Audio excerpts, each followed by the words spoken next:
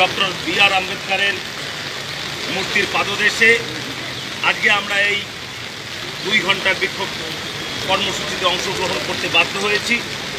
আমরা যখন বারবার বিধানসভার ভিতরে বিভিন্ন বিষয় যখন উপস্থাপন করতে চাই, সেই বিষয়ে আমরা অনেক সময় উপস্থাপন করতে পারি না এবং উপস্থাপন করবার পরে তার উত্তর আমরা যা পাই সেটাও আমাদের সন্তুষ্ট করতে পারে না। এই পরিস্থিতিতে আমরা বিভিন্ন দাবি দাওয়া নিয়ে আজকে বি.আর. আম্বেদকরের মূর্তির পাদদেশে ধর্নায় বসেছি।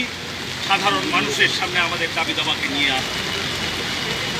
আমরা জানি যে উত্তরবঙ্গে এক বিস্তীর্ণ অঞ্চল, সেখানে সবুজে ঘেরা, সেখানে বন্য প্রাণী বসবাস করে, কিন্তু সেই বন্য প্রাণীদের যে বাসস্থান তার প্রতি রক্ষণাবেক্ষণ এবং তাদের যে নির্দিষ্ট জায়গায় আটকে রাখার ব্যাপারে সরকারের কোনো সদিচ্ছা নেই।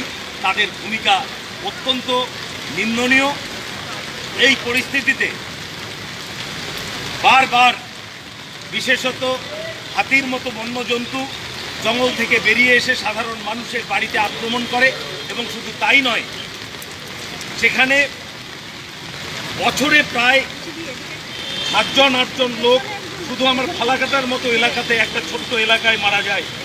তাদের প্রতি না আছে কোনো ধরনের সুবন্দোবস্ত, তাদের প্রতি না আছে চিকিৎসার ব্যবস্থা, তাদের না আছে সঠিক ক্ষতিপূরণের ব্যবস্থা।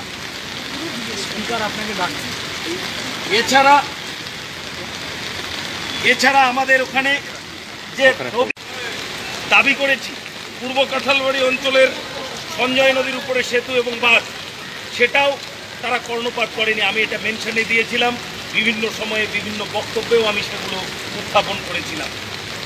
আমাদের ওখানে যে